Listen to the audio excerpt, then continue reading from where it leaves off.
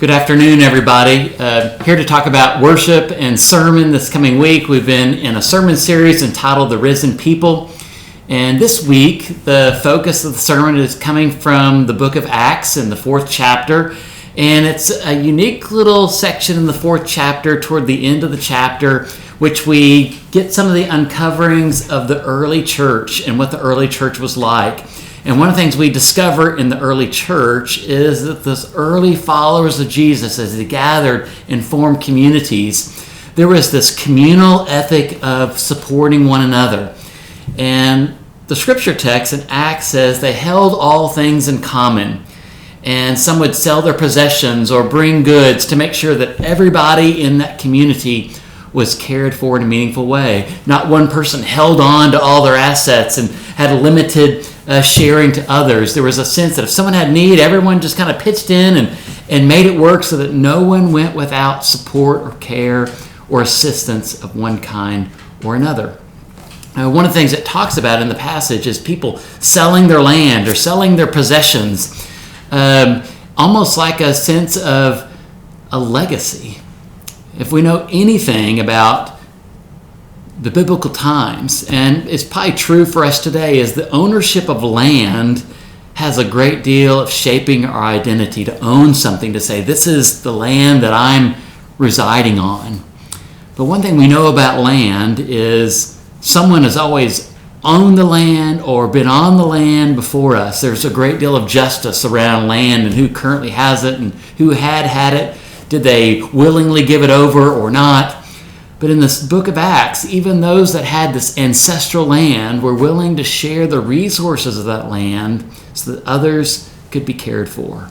There was a sense they were passing on from one generation to the next, so there'd be this long-term legacy of the church.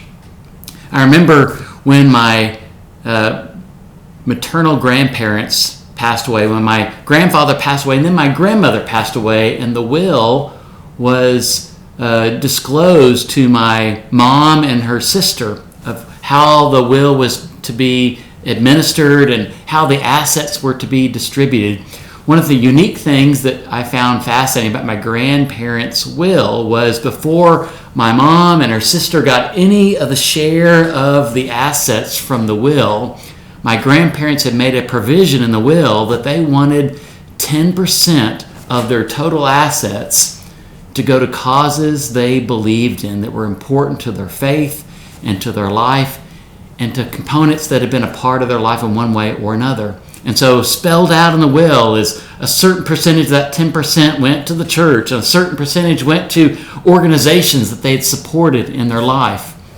It was a living legacy and testament. Before assets was disseminated to people, they wanted particular causes reflectant of their life and faith to be first.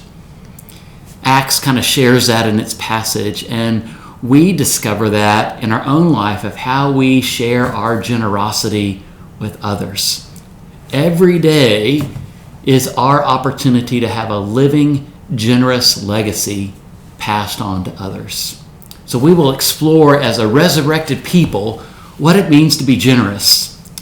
And not just in a token way, but in a substantial, significant way of what it means to take on generosity when we put on our Christian mantle. So I hope you'll join us on Sunday as we talk about being a generous people underneath the umbrella of being a resurrected people. I hope you'll join us on Sunday.